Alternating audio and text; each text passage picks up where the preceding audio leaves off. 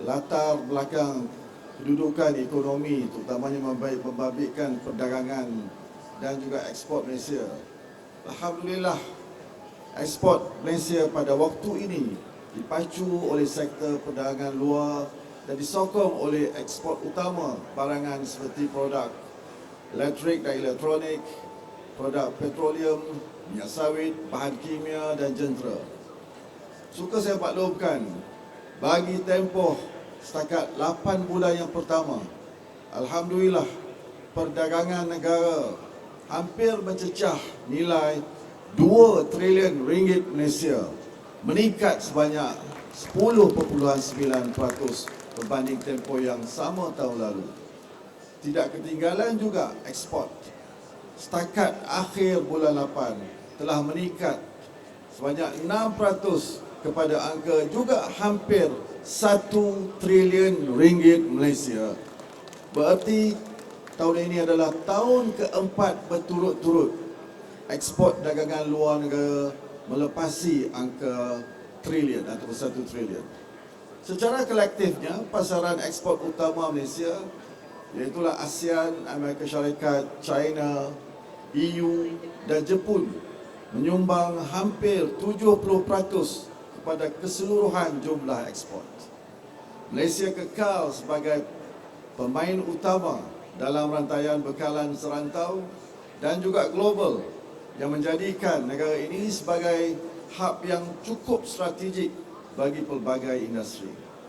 Dalam hal ini, di sebalik cabaran yang timbul sejak kebelakangan ini, Madrid mengorak langkah dan sentiasa mencari strategi-strategi baru dan sentiasa optimis bahawa momentum pertumbuhan perdagangan walaupun berdepan dengan cabaran kekal utuh dan ia dapat berdepan dengan cabaran terutamanya ekonomi global yang mempengaruhi perdagangan antarabangsa secara keseluruhannya.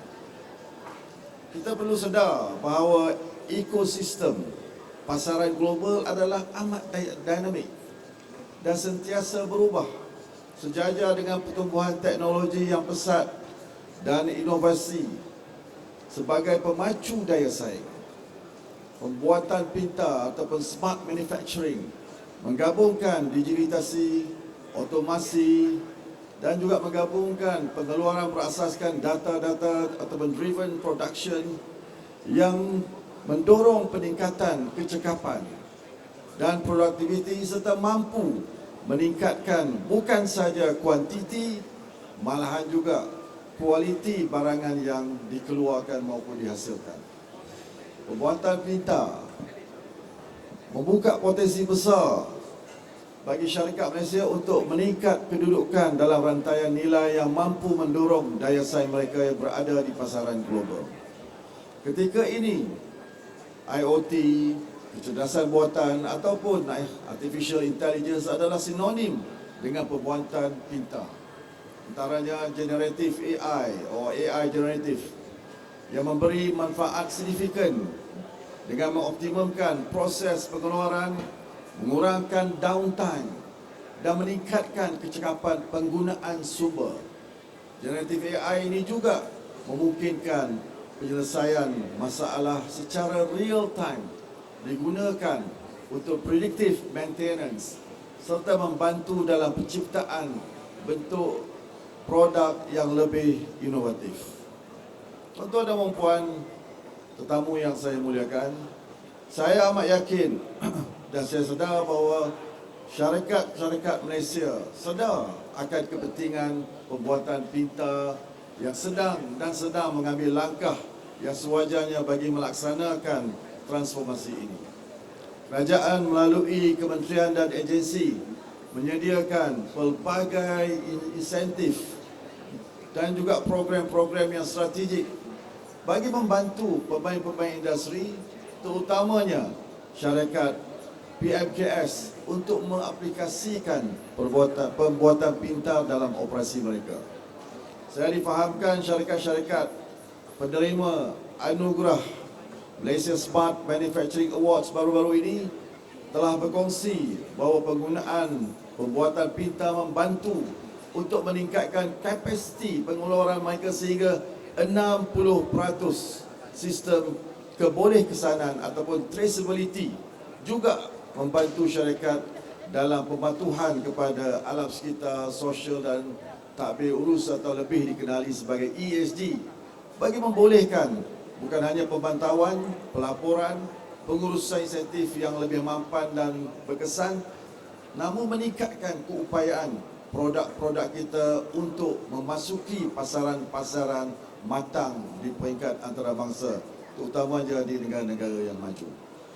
Dasar kebangsaan mengenai industri 4.0 yang telah dilancarkan pada 2018, kemudian diikuti dengan Pelan Induk Perindustrian Baru ataupun NIMP 2030, dirangka untuk membantu syarikat Malaysia, terutamanya PKS, bagi pengguna pakai teknologi pembuatan pintar yang merangkumi kecerdasan buatan dalam aktiviti-aktiviti pengeluaran dan perkilangan.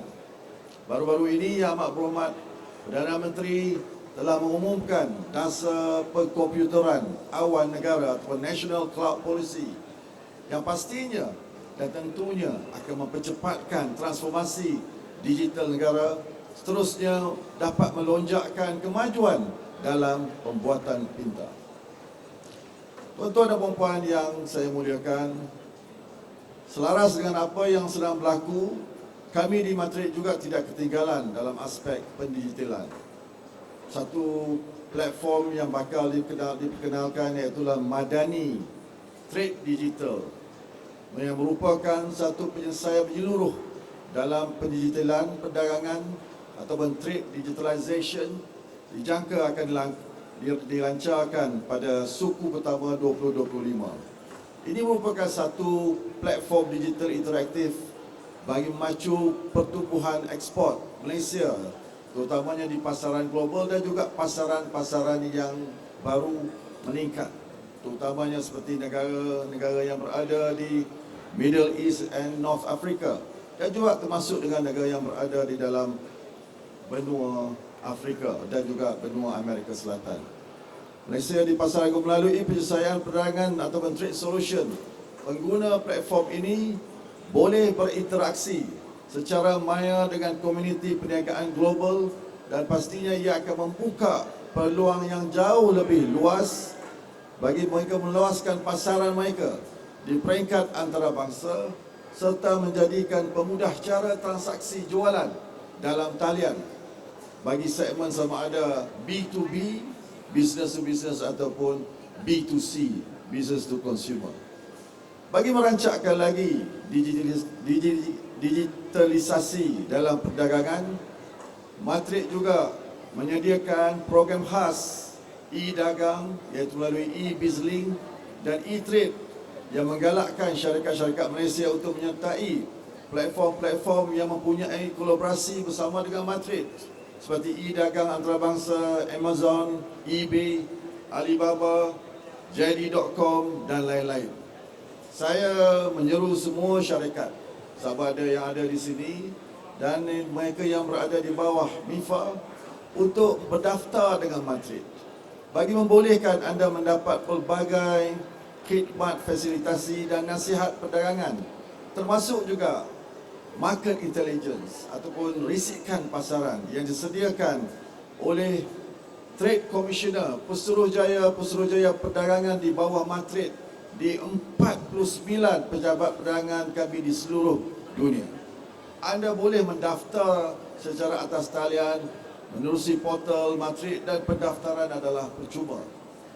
Akhir sekali, tuan-tuan dan puan-puan, sebelum saya mengakhiri ucapan, saya ingin merakamkan terima kasih kepada MIFA atas penganjuran acara dan program yang saya fikir cukup bermakna ini, dan saya amat yakin ini adalah satu platform yang amat penting bagi syarikat Malaysia untuk meneroka peluang-peluang kerjasama dalam pembangunan industri 4.0. Dan dalam masa yang sama adalah penting syarikat untuk terus mematuhi amalan kelestarian, sustainability Dengan berbuat demikian, anda bukan sahaja menyumbang secara positif dalam alam sekitar, tetapi juga menepati permintaan pengguna dan rakan kongsi perniagaan yang semakin mengutamakan pematuhan kepada ESG. Saya berharap program Smart Manufacturing 2024 ini dapat dilaksanakan dengan sempurna.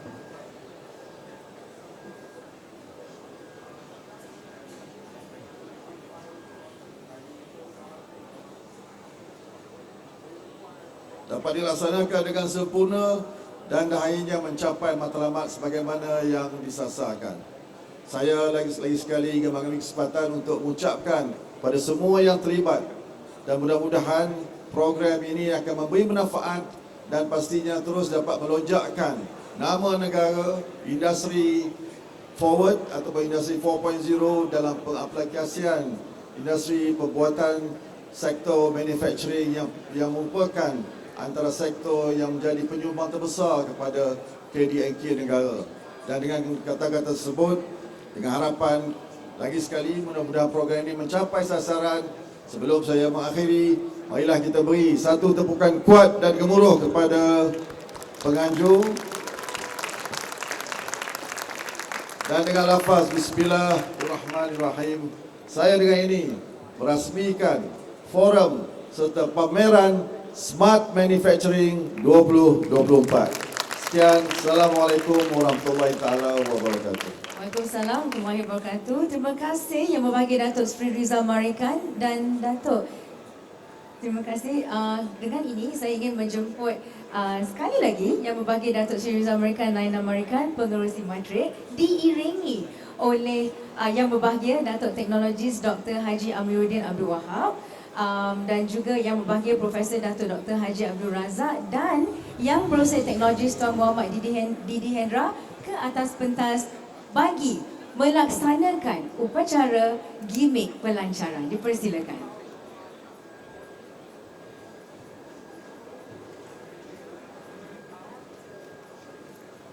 Okey, baiklah. Sesi yang kita nanti-nantikan buat hari ini, di mana Datuk Sri akan meletakkan tangan di atas ni dengan kiraan saya. Dengan kiraan 3, 2, 1.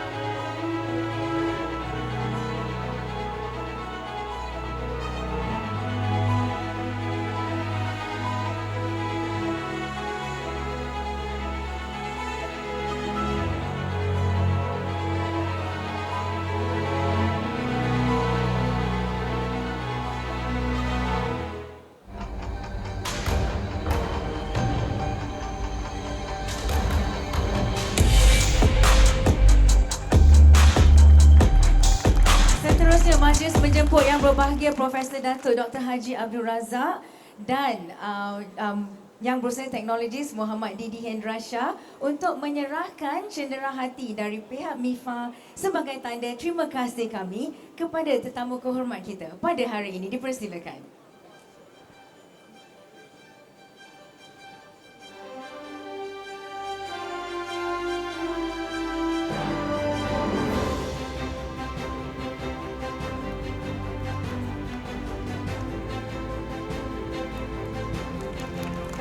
Tempukan sekali lagi di atas majlis pelancaran kita pada hari ini. Terima kasih.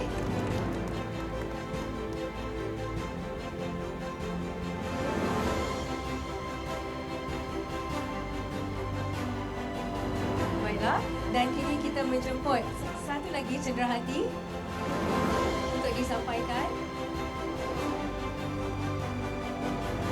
Untuk disampaikan dari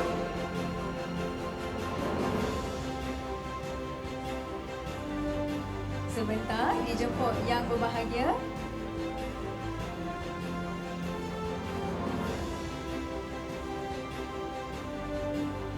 Majlis menjemput yang berbahagia Datuk Teknologis Dr. Haji Amiruddin Abdul Wahab, Ketua Pegawai Eksekutif Cyber Security Malaysia, merangkap penasihat khas industri MIFA.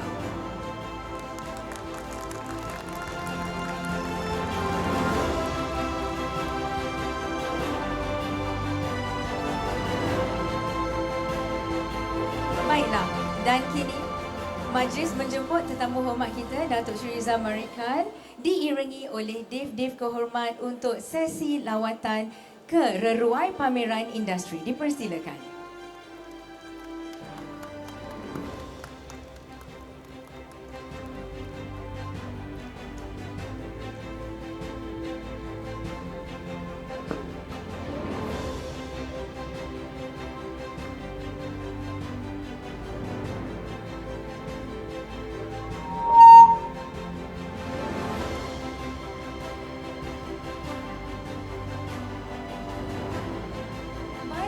Dengan ini sempurnalah sudah majlis perasmian program Smart Manufacturing Forum and Exhibition 2024. Bagi pihak penganjur, kami mengucapkan jutaan terima kasih dan penghargaan kepada Yang Berbahagia Datuk Sri Rizal selaku tetamu kehormat yang telah menyampaikan ucap tama dan merasmikan program kita pada hari ini. Tuan-tuan dan puan-puan diminta kekal di tempat duduk masing-masing kerana selepas ini kita akan mengikuti sesi pertama Smart Manufacturing Forum 2024 dengan tajuk Embracing the Future of Manufacturing in Industry Revolution 4.0 Era. Seterusnya, sesi kedua forum pada jam 2 petang ini yang tidak kurang menariknya dengan tajuk Smart Manufacturing Era Robots of the Future. Sebelum kita mengakhiri majlis, saya mewakili pihak penganjur bersama iaitu MIFA dan MTE ingin memohon maaf sekiranya terdapat sebarang kekurangan sepanjang kami mengendalikan majlis ini. Sekian, saya Nawa Anissa, hos anda pada hari ini. Mohon mengundur diri. Assalamualaikum warahmatullahi wabarakatuh dan terima kasih.